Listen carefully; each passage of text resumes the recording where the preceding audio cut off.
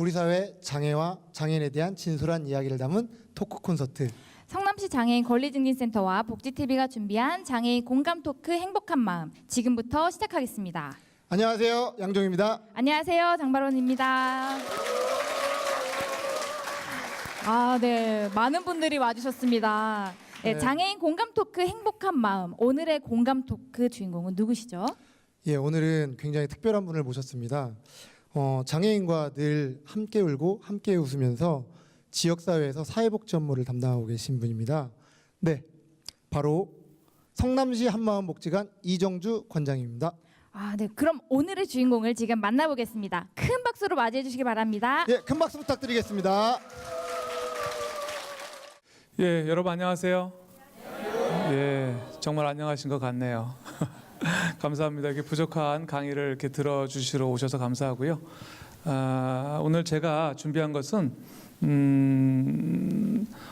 발달장애인에 관련된 이야기입니다. 발달장애인에 대해서 우리 사회가 사실 많이 알고 있는 것 같기도 하면서 정말 모르고 있는 것 같아요. 또 우리가 이렇게 우리가 주변을 다니다 보면은 보통 한국에서 살아온 사람들이 이해하고 있는 그 장애인이라는 것이 어떤 인식의 범주가 있는데 그 범주보다 벗어난 경우가 있거든요. 이런 경우도 우리가 장애인이긴 한데 하면서 갸우뚱거리기도 하고, 그런 것들은 이제 최근에 법도 제정이 되고 또 많은 이제 사회에서 관심을 갖다 보니까 발달 장애인이라고 그러는구나라는 정도는 알고 있는데, 실제 그 발달 장애인이 어떤 사람들인지 또 어떠한 정도로 많이 있는지, 이런 것에 대해 또 어떤 것 때문에 이렇게 사회적으로 관심을 갖게 됐는지에 대해서는 실제 잘 모르는 것 같아요. 그래서 오늘 여러분들하고 그런 정도의 이야기를 한번 나누도록 하겠습니다. 여기 제 그림 어떠세요? 제가 앉아있는 모습입니다. 놀랍지 않으세요? 이 그림을 그린 주인공이 우리 발달장애인 친구입니다. 굉장히 놀랍죠? 예, 제가 아주 아끼는 그 그림이기도 하고요. 그래서 제가 그러면서 저 안에 제 모습이 있죠. 우리 친구가 저를 그리기도 하고, 이게 어쩌면 우리가 함께하면서 앞으로 우리 사회의 발달장애인의 문제를 어떻게 해결해 나가야 될지를 저 그림 안으로 하나가 설명해 주고 있지 않은가, 그런 생각이 듭니다. 좀 본격적으로 들어가서요. 2015년 현재 우리나라의 장애인 인구가 약 250만 명 정도가 됩니다. 그 중에서 우리가 흔히 말하고 있는 장애인 그러면 대다수의 분들은 이제 신체 장애인을 얘기를 하죠. 그러니까 신체적으로, 육체적으로 문제가 있는 경우 평생 동안 재활이 되지 않는다고 봤을 때 우리가 그걸 장애인이라 그러거든요. 그런데 교통사고가 나가지고 한 1년, 2년 정도 병원에 있어서 팔다리를 못 쓴다고 해서 장애인이라고 그러지는 않아요. 그 장애 판정의 기준이라는 것은 평생 동안 재활되어지지 못할 것이다라는 판정을 받는 걸 이른바 장애 판정의 기준이라고 얘기를 하거든요. 그 대다수의 우리가 알고 있는 장애인들은 다 신체 장애인입니다.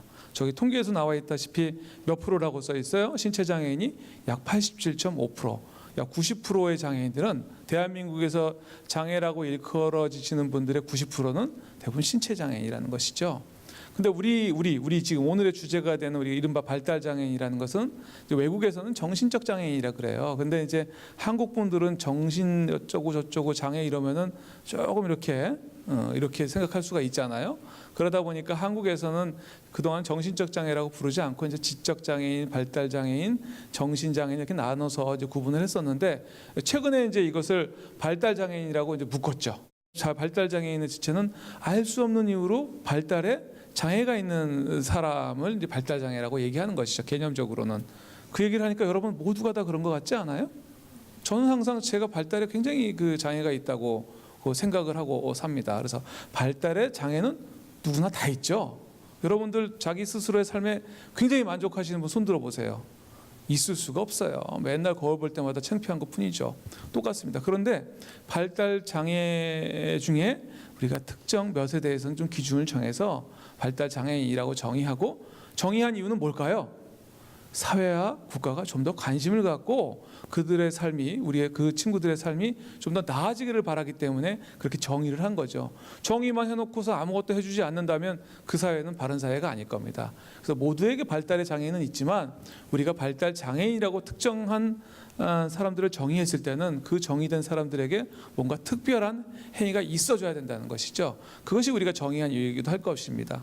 자, 이렇게 봤는데 여러분들 생각은 어떠세요? 이렇게 신체 장애인이 90%고 발달 장애인이 한 8.4% 정도밖에 되질 않아요. 그 여러분들이 국민으로서 세금을 내는 국민으로서는 신체 장애인과 발달 장애인과 누구 쪽에 더 많은 투자가 돼야 될 거라고 생각하세요? 신체 장애인이죠. 바로 이 문제가 발달 장애인에 대해서 사회가 관심이 없는 첫 번째 이유입니다. 많은 세금을 내는데, 국민 모두가 세금을 내는데 이 세금이 어디에 집중돼야 될 것인가 본다면은 수요가 많은 쪽에 집중이 돼야 되겠죠. 그러다 보니까는 아무래도 신체 장애인에 대한 관심이 많게 되고, 장애인 그러면은 보통 우리 신체 장애인들에 대한 것으로 주목될 수밖에 없는 겁니다. 사실은 그것에 대해서 우리가 이의를 달 수는 없어요. 교통사고, 사고, 질병에 많이 노출되다 보니까 대부분의 신체 장애인이 나타나는 그 비율이 45세, 60세 이후가 나타난다는 얘기죠. 그것이 우리가 알고 있는 장애인들 대다수구나, 80%가 거기에 몰려 있구나라고 보시면 돼요. 그런데 발달 장애인은 달라요. 저희 지금 빨간 그래프로 보이는데 어디에서 주로 나타나죠? 태어날 때 0세, 4세 이때 나타나기 시작하죠. 신체 장애인의 출현은 어때요? 나이가 먹고 나서 출현하는데 우리 발달 장애인이라든가 발달 장애인의 출현은 어릴 때부터 출현한다는 말이에요. 자, 그러면 여러분들이 한번 국민의 한 사람으로 생각해 보세요. 50이 넘은 사람보다는 20대, 20대보다는 10대 때, 10대보다는 태어났을 때부터 교육을 시켰다면 우리 누가 달라져요? 내가 밥 먹고 잘 먹고 잘 사는 것이 아니라 우리 사회가 훨씬 달라질 수 있다는 생각이 들잖아요. 바로 그런 거예요.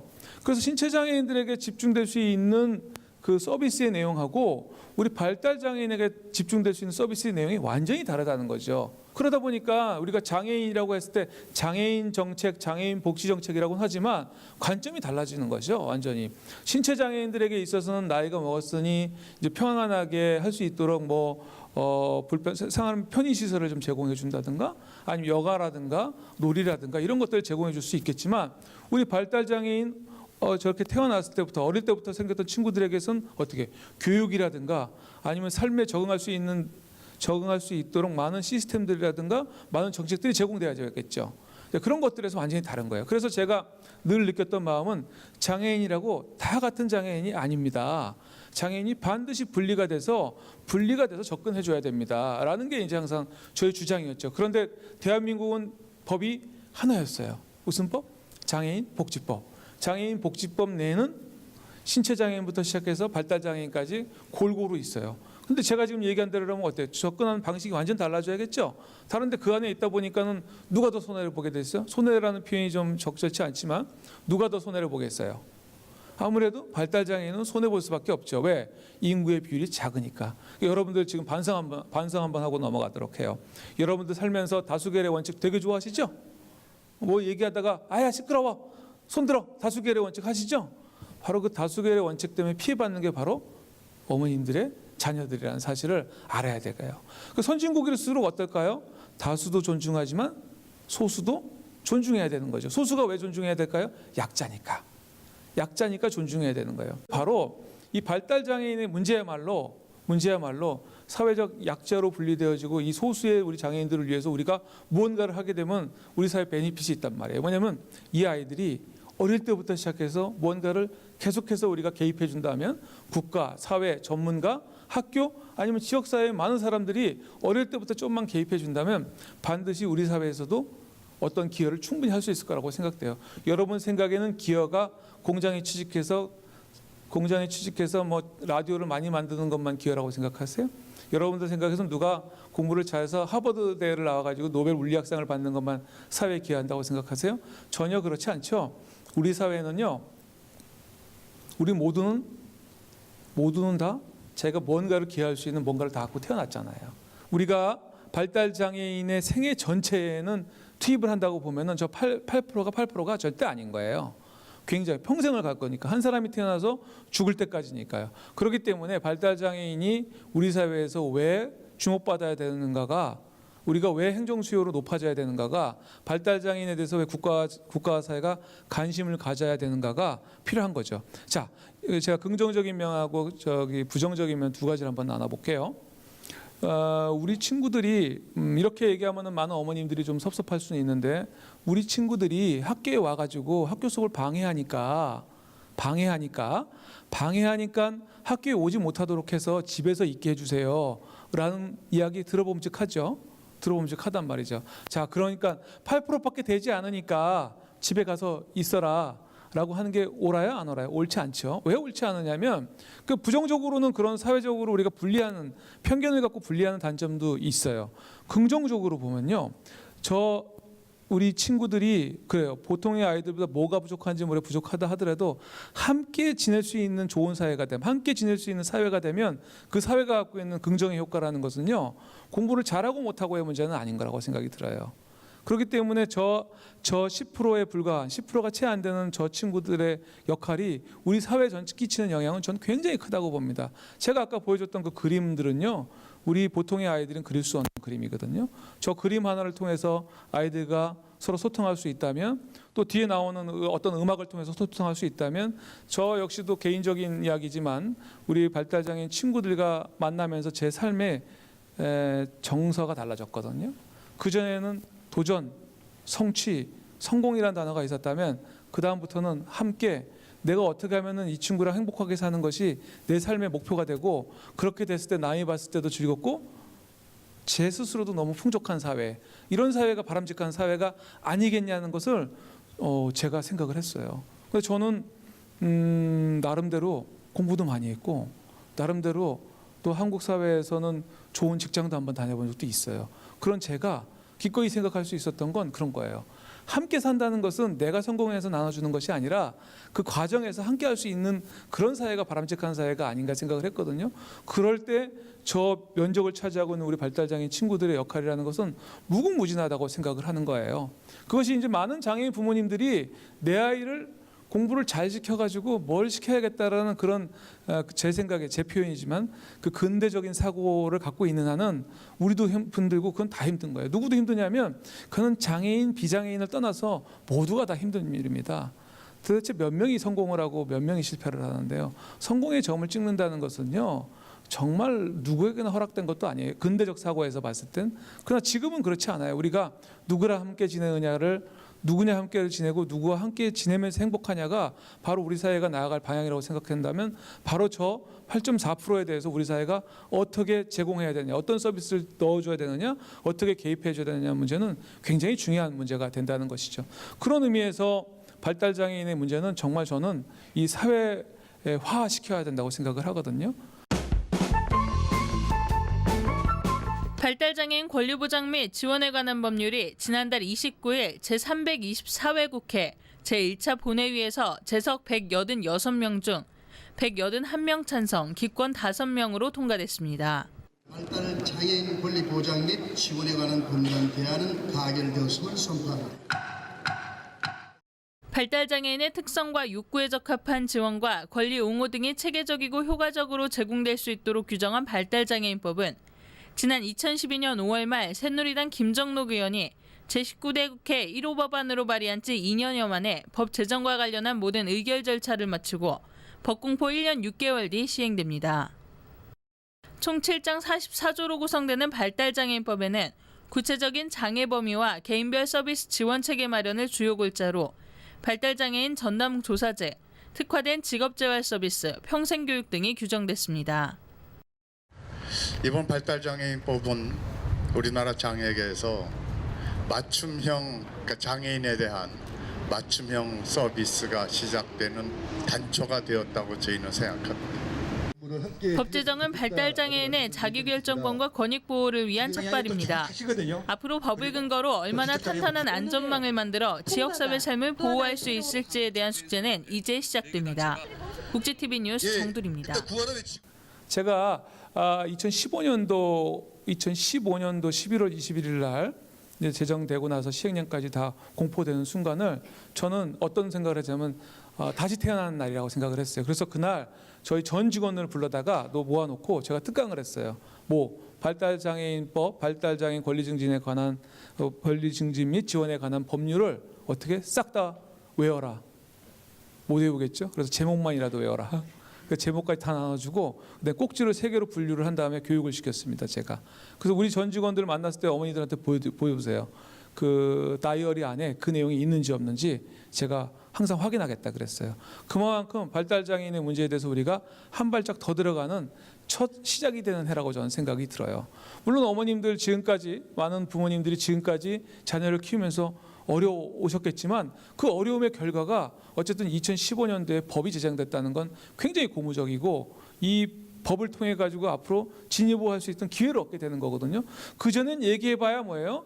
장애인 복지법상에 가장 소수를 차지하고 있는 어떤 집단의 소수의 의견이었는데 이제는 발달장애 뚝 나오는 순간 발달장애인으로 쭉 나오는 순간 발달장애인만 주목하게 되는 거죠. 저 8%가 8%가 아니라 8%가 100%가 된 거예요.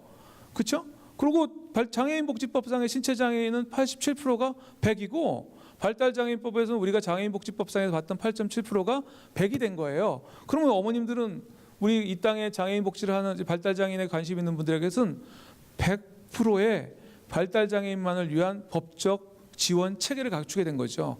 그렇다면 이제부터 우리는 뭐죠? 힘을 얻은 거예요. 여러분들 영화 변호인에 보면 송강호가 멋진 대사를 하죠. 대한민국 헌법 제1조 2항 대한민국 주권은 국민에 있고 모든 권력은 국민으로부터 나온다. 국가는 국민입니다. 그거 모르는 사람이 어디 있어요? 다 알죠. 다 아는데 우리 그렇게 생각하고 안 살잖아요. 안 살잖아요. 안 살죠. 그러나 우리가 알잖아요. 왜 그 말에 가슴이 뛰었을까요? 사실이구나, 맞구나. 우리는 민주공화국이구나. 입헌군주제 왕정시대가 아니에요. 북한 같은 공산주의, 공산당의 지배를 받는 세상이 아니에요. 어떻게? 민이 주인이 된 나라이듯이 이제 저 법이 그런 거예요. 장애인에 대해서 권리를 보장해 주도록 누가 정한 거예요? 국가가 정한 거예요. 그러니 여러분들이 항상 어디 얘기할 때 그 발달장애인 권리 보장 및 지원에 관한 법률에 따라서 저는 이러한 것을 요구할 수 있는 권리가 있어요, 없어요? 있죠. 어머니 좀 큰 소리로 얘기해 보세요. 있어요, 없어요? 있어요. 바로 그거예요. 그것이 발달장애인의 문제를 접근하는 아주 놀라운 시점이라는 것이죠. 이제 여러분들은 우리 애 창피하다고, 물론 어머니 엄마로서 그러시지 않게 창피하다고 부끄럽다고 어디 가서 죄인 양 하실 필요가 없어요. 법이 어떻게 돼 있죠? 그들을 위해서 무엇을 해줘야 한다고 정해놨잖아요. 법적으로 정해져 있는데 여러분들이 왜 그럴 필요가 있어요? 그러시지 마세요. 다만 예의를 갖추는 문제는 원래 법보다 더 뛰어난 게 예의니까 예의를 갖추는 문제는 좀 다르겠지만 법적으로는 어머니들한테 권리가 있다는 걸 아셨으면 좋겠습니다.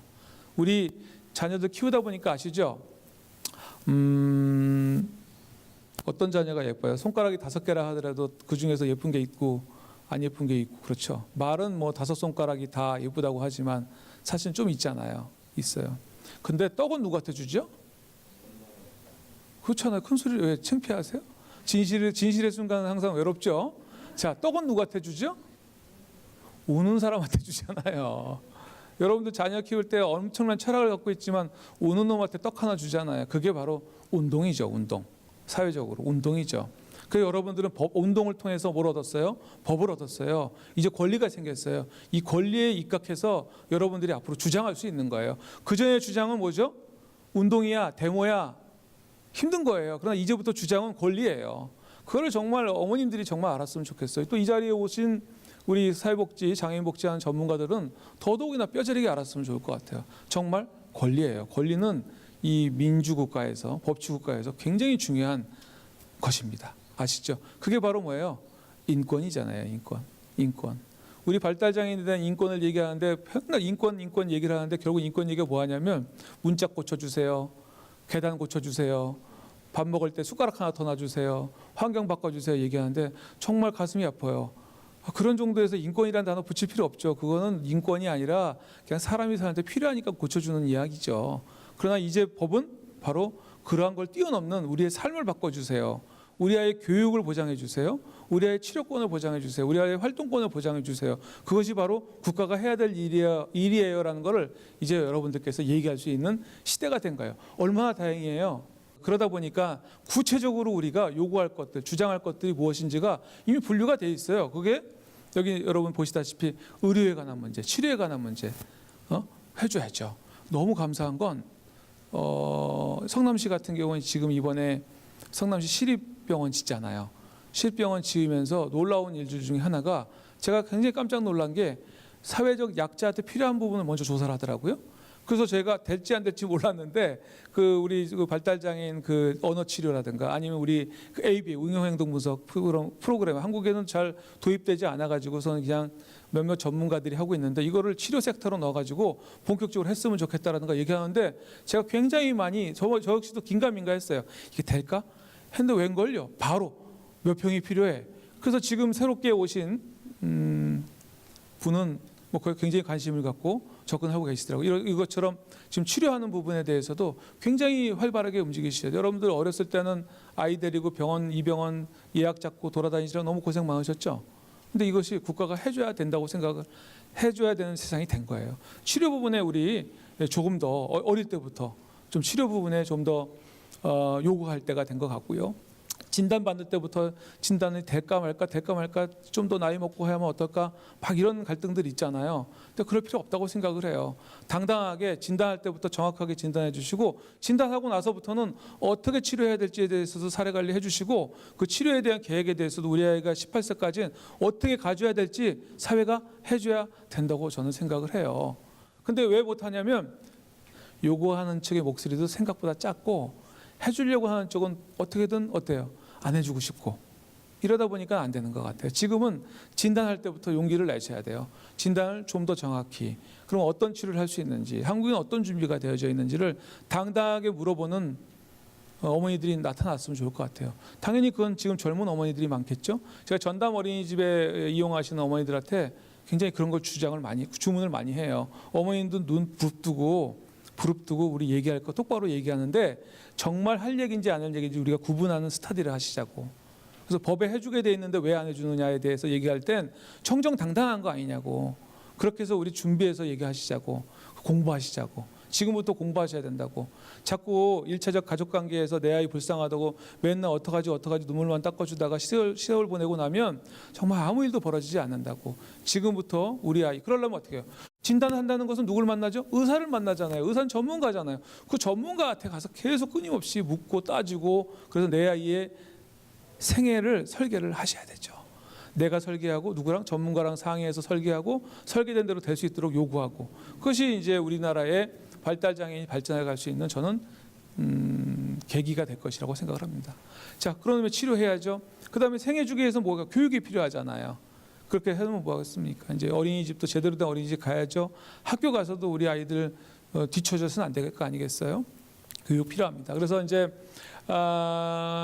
장애 전담 어린이집들이 이제 그 통합 교육이냐 비통합 교육이냐에 대한 이 가치 논쟁이 있긴 한데 이 논쟁이 어쨌든 장애 전담 어린이집에 비장애인이 오면 좋겠죠. 비장애인도 하는 쪽에 우리 장애인 친구들이 가면 좋겠죠. 그럼 가치죠, 가치. 그래서 우리가 근데 장애인을 중심으로 하는 쪽에 비장애인들이 오면 안 되는 건가? 굉장히 저는 의미가 있다고 생각을 하거든요. 그게 더 효과적이지 않을까? 장애인이 편하면 누구나 더 편하다며요. 장애인이 편하면 노인도 편하고 임산부도 편하고 다 편하다며. 아픈 사람도 편하고. 장애인 아동을 위해서 만든 프로그램이라면 장애 아동도 와서 배울 수 있는 프로그램이라면 비장애 아동들에게는 얼마나 더 많은 배움이 있겠어요. 그죠? 단 하나. 편견이라는 되지도 않는 생각만 지고 온다면. 하여튼 발달장애인에게 가장 중요한 건 그 생애 주기별로 끊임없이 지속적으로 지원이 되어져야 된다는 것이죠. 이제 그런 것들이 이제 법이 제정이 되어졌으니 우리는 주장할 수 있고 주장한 바대로 우리의 권리가 보장되어질 거라고 저는 생각을 합니다. 그런 과정을 여러분들한테 설명을 드렸습니다. 특히 이제 최근에 이제 주목되어지는 것이 바로 이 성년 후견인 제도인데요.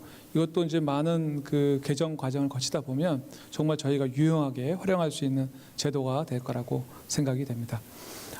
지금까지는 이제 우리가 발달장애인과 발달장애인에게 왜 주목해야 되는지, 그다음에 발달장애인 법 제정에 따라서 우리가 어떤 역할을, 어떤 노력을 해야 되는지에 대해서 말씀을 드려왔다면요. 이제는 그런 거죠. 우리 발달장애인 잘 아시다시피 또 다른 언어가 있고요. 또 다른 능력이 있다는 것입니다. 이 또 다른 언어와 능력은 아까 제가 모두에 보여줬던 그림이 그 전에는 이건 놀라운 그림인데 정도에 머물렀다면 세상에 유행이라는 게 그렇게 대단하더라고요. 이제 패션이 되고 있는 거예요. 유행이 되고 있는 거예요. 바로 저러한 그림이 팔릴 수도 있다는 것이죠. 또 많은 사람들이 저랑 그림에 관심을 갖는 걸 너무 많이 받게 됐거든요. 그래서 이제 장애인들이 우리 그런 회사도 하나 생겼지 않습니까? 사회적 기업이 발달 장애인 아이들이 그린 그림을 파는 그럴 정도로 발달 장애인의 또 다른 언어, 또 다른 능력은 바로 우리 사회에 기여하는데 그 기여하는 것이 일자리도 될 수 있다는 것이죠. 일자리가 될 수 있다는 것은 자립의 가능성을 높여줄 수 있다는 거거든요. 그렇게 빠르게 바뀌고 있다는 점입니다. 이제 얼마 전에 한번 우리 친구들하고 동남아시아를 간 적이 있었는데 가기 전에 공부를 해왔대요. 베트남을 갔는데 베트남 왕조를 다 외워갖고 왔더라고요. 그러면서 저보고 아냐고 물어보고 제가 알 턱이 없죠. 그러면서 저를 무시하더라고요. 그게 무식해가지고 관장을 어떻게 하느냐고. 굉장히 난처했지만 맞고 보면 그런 것 같아요. 그런 것이 있습니다. 그림도 있다시피. 그다음에 지하철 노선을 다 외워버린다는 거. 이건 뭐 여러분들 모두가 다 잘 아는 이야기인데 노선을 외워서 우리는 뭐죠? 어디다 쓰지? 그러니까 우리는 안 외웠죠. 사회적 필요가 요구하지 않으니 우리가 외울 필요가 없겠죠. 대한민국 사람이 베트남 왕조를 외워서 어디다 쓰겠어요? 바로 사회적 필요와 욕구에 따라서 우리가 대응했는데 아니더라고요. 베트남 왕조 그걸 외웠다는 거 하나로 제가 베트남에 가가지고 많은 사람들을 만났을 때 이 친구의 장점은 말입니다. 그러면은 그걸 외워요. 그럼 사람들이 박수를 쳐주고 굉장히 기뻐해주고 그러면서 제가 굉장히 으쓱하고 그랬던 경험들이 있습니다. 한번 잘 생각해 보세요. 관점을 다르게 되면요 놀라운 일이 벌어집니다. 앞으로 미래의 발달장애인과 함께하는 직업은 바로 그런 곳에서 열릴 거라고 생각이 듭니다. 제가 유럽에 갔을 때 어떤 그 요즘에 유명한 그런 마을 이렇게 동산 같은데 이렇게 꽃구경도 가고 그러시잖아요. H로 시작하는 숲 뭐 이런 데 같은 데 가잖아요. 가는데 거기 숲 안내를 우리 발달장애 친구가 하는 거예요. 너무 즐겁게 하는 거예요. 왜? 걔는 가만히 보니까는 걔가 우리를 안내하는 게 아니더라고요. 걔는 거기 놀고 있는 거더라고요. 놀고 있는 건데 우리는 그걸 따라가면서 더 즐거운 거더라고요. 야, 이거 되겠다. 야, 이거 되겠다라는 생각이 제가 들었어요. 얼마나 많은 일들이 벌어질지 저는 상상할 수가 없습니다. 지금도 그래요. 그래서 그런 일들이 저 노선도를 외운다고 해서 하나 박수치고 끝날 일이 아니라 저걸 활용해서 모 회사에서는 잘 외우니 그걸 갖고 배달을 시켰잖아요. 역사 주변에 있는 배달 업체는 주로 그 친구들을 시켜서 지금 굉장히 높은 매출도 올리고 있지 않습니까? 저런 것들이죠. 발상의 전환이 곧 우리 발달장애인 복지에 있어서는 굉장히 놀라운 효과를 낼 것이다라는 것이 제 생각입니다. 지금 발달장애인의 권리는 누구한테 있다고요? 바로 여러분들한테 있습니다. 그 권리를 누가 주장해야 되냐면 여러분들이 해야 됩니다. 너무 감사한 일이죠. 주장하게 되면 바꿔질 거고요. 바꿔지게 되면 발달장애인 미래는 당연히 밝아질 수밖에 없는 것이죠. 모든 열쇠는 바로 어머님들이 쥐고 있다는 것, 그다음에 우리 전문가들이 쥐고 있다는 것, 그것에 대응하는 국가가 책임질 것이라는 것, 그런 믿음 하에서 발달장애인 문제가 해결되어 갈 거라고 생각이 듭니다. 예, 오늘 강연 너무 좋았는데요. 오늘 진행해 보시니까 어떠셨어요? 별 생각 없습니다. 예, 재미없게 진행하신다고 하시더니.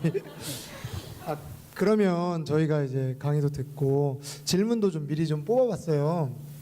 그래서 이제 첫 번째 질문을 이제 나름 정리한 걸 한번 드려보도록 하겠습니다. 앞에서 발달장애인 관련돼서 여러 가지 좋은 말씀들을 해주셨는데 그거하고는 좀 더 다를 수도 있고 연장선에 있을 수도 있습니다. 첫 번째 질문입니다. 한마음복지관이 우리나라 복지관, 장애인 복지관 중에 가장 큰 규모죠. 이제 그만큼 운영하시는데 굉장히 힘도 들 수도 있는데 이렇게 운영하시면서 아까 전에 말씀하신 그런 것들을 이곳에서 어떻게 실천하고 계신지 너무 궁금합니다. 예, 뭐 복지관이 크다고 힘들고 작다고 안 힘들고 그런 건 아닌 것 같아요. 예. 큰 트럭 운전하는 사람이 운전도 잘하고 작은 트럭 운전하는 사람 운전 못하고 그런 것도 아닌 것처럼요.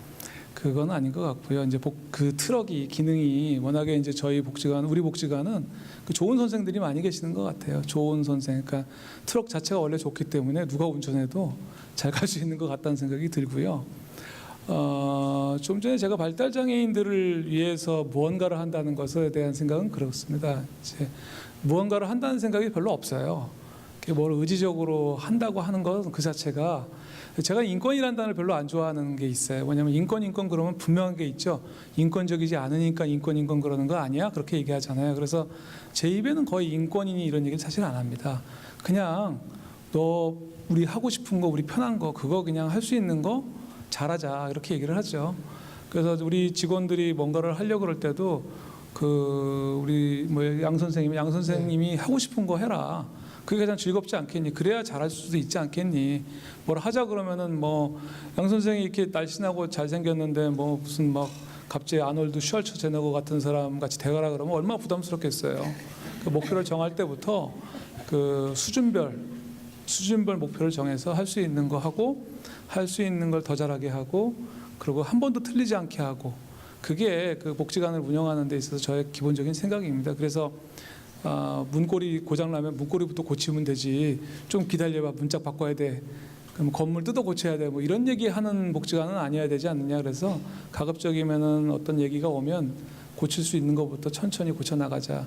그게 뭐 이렇게 크든 작든 아마 어느 복지관장이든 그런 마음이지 않을까 생각이 드네요. 네. 예, 다시 한번 새겨 들을 수 있는 시간이었던 것 같습니다. 잘하는 거 더 잘하고 하던 거 더 잘하고. 예, 알겠습니다. 아까 전에 강의하시고 또 지금 해주신 말씀에서 이렇게 좀 궁금한 게 좀 생겼는데요. 아까 전에 그 다수와 소수 얘기하시고 지금 그렇다라고 하면은 지금 부모들 입장에서는 소수가 된 입장에서 어떻게 보면 약자의 연대가 필요한 상황인 것 같아요.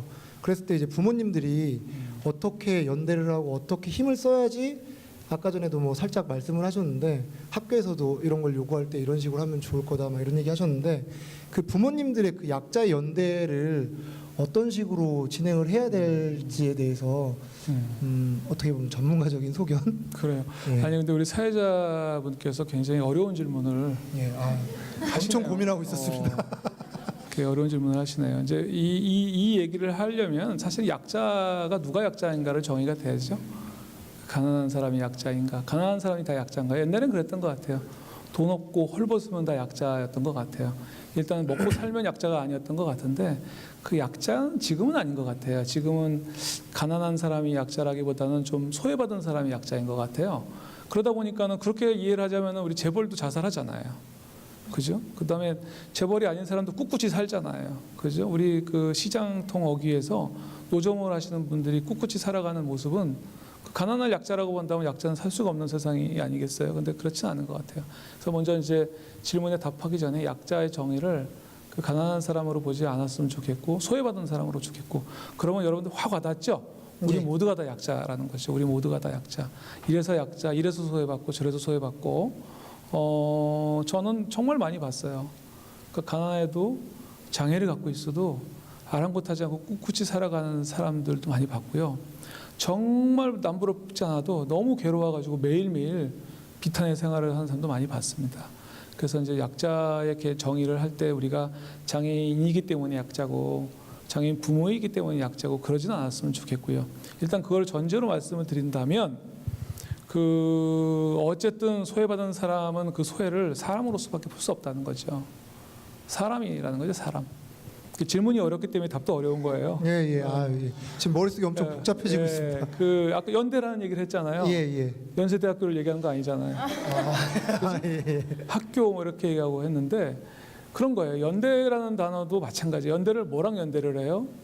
사람끼리 연대하는 거잖아요. 사람끼리 어떤 사람하고 연대가 되죠? 뜻이 맞는 사람하고 연대가 되잖아요. 그래서 전제를 그렇게 해야 될 것 같아요.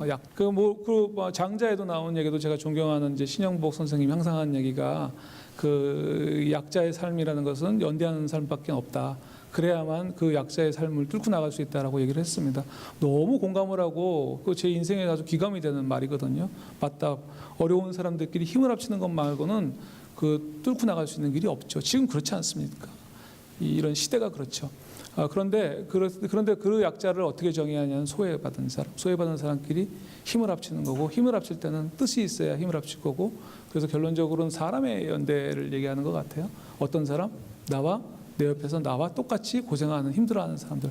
그런 의미에서 저는 그 장애인 부모님들이 조금 더 강하게 연대하고 강하게 주장하고 그러기 위해서 뭘 주장해야 될지 공부하고 우리의 그 연대의 목표는 무엇인가를 더 한번 생각해보고 그런 시간들을 좀 스터디하는 그런 시간이 되면 좋지 않을까 생각됩니다.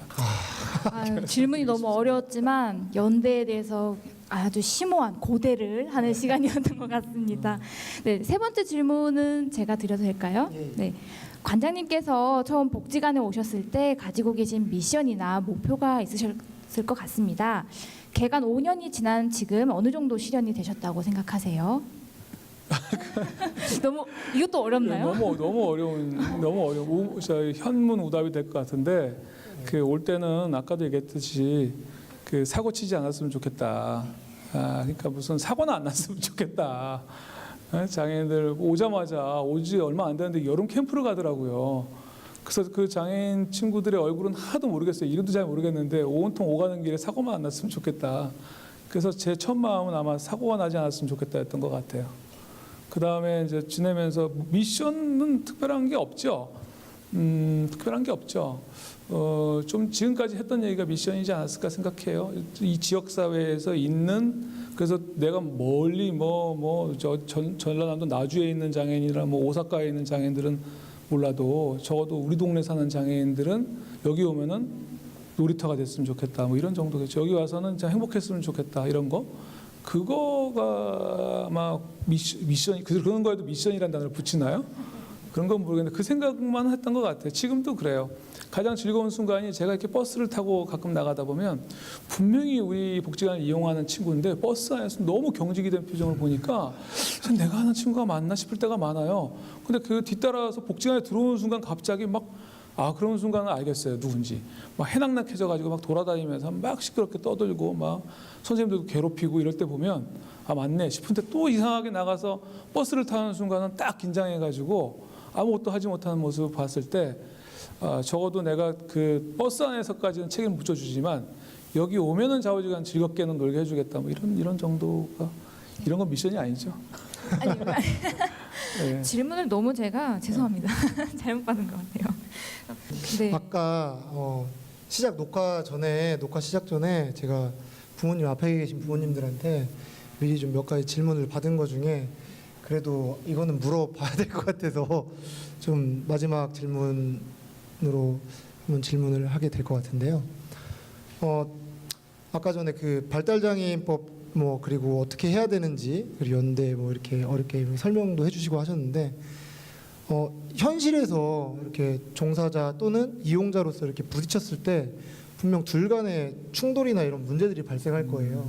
그랬을 때 부모님도 분명히 선생님이 우리 아이를 위해 굉장히 고생하시는 거 알고 있을 거고 그리고 이 아이가 어떤 상황에서 이렇게 돌발 행동을 할 건지도 어머님은 잘 알고 계실 거예요.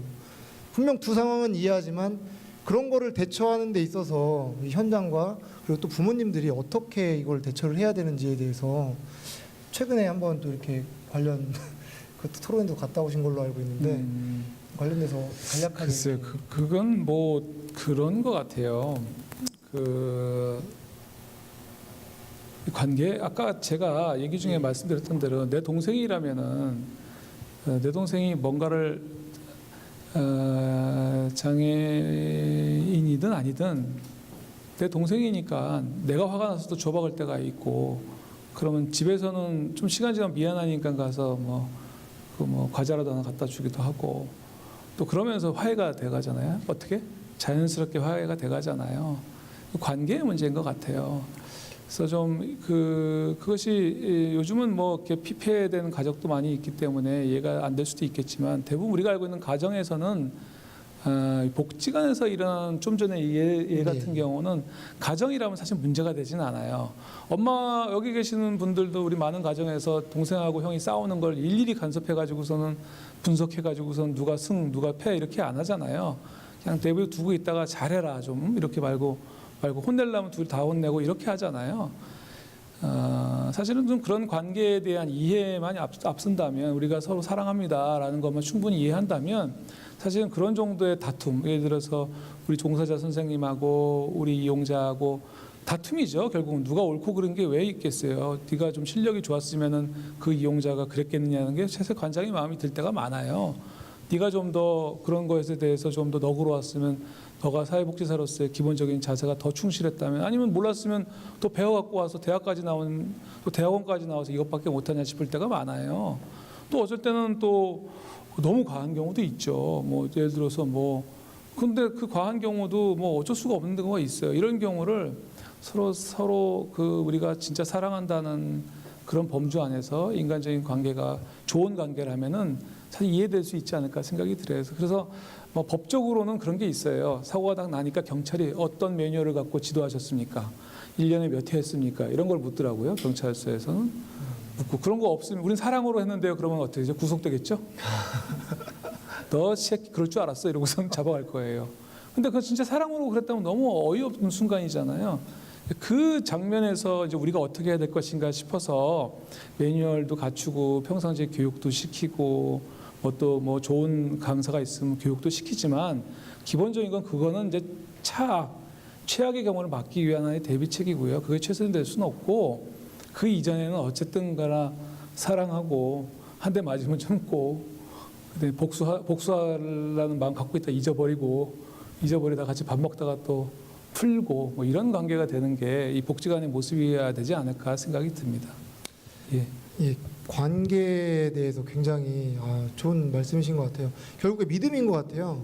어머님들은 저희한테 아이를 보낼 때 우리 기관에 대한서 그리고 그 선생님에 대한 믿음 그리고 우리도 부모님에 대한 믿음 그게 이제 관계에서 잘 되면 여러 가지들이 잘 풀릴 거라는 얘기로 네. 듣겠습니다. 예, 아니 그리고 좋은 팁을 제가 하나 드리자면 이건 뭐 전국에 이 방송 들으시는 모든 그 장애인 부모님들한테 좋은 팁일 수 있는데요. 사실은 알아요. 내가 이 복지관을 믿고 있지 않다는 거를 자기 마음이 알고 있거든요. 그러면 그 마음이 들 때 그 관장을 만나서 그걸 얘기를 하는 게 중요한 것 같아요.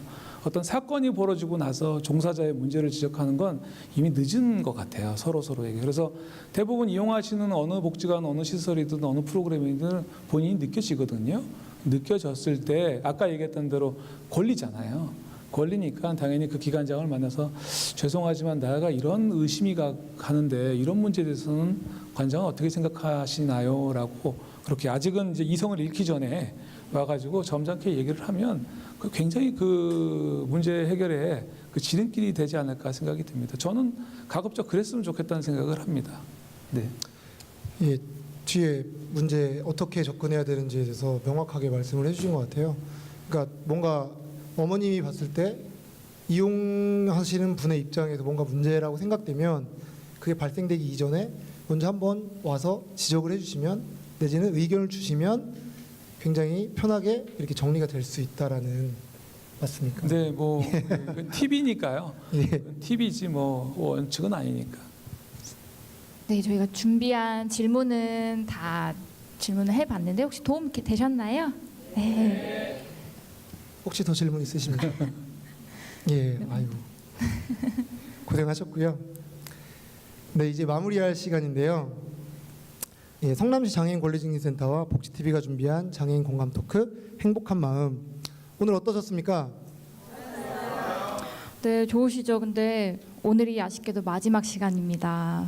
네, 그래서 저희가 마지막 녹화예요. 그래서 처음에 이제 이걸 녹화를 할 때 이거 진짜 끝낼 수 있을까 막 이런 기대감도 있고 좀 걱정감도 있었는데 또 이렇게 무사히 잘 끝나게 된 게 모두 방청객 해주신 분들 또 시청자 여러분 때문에 아닌가라고 생각이 듭니다.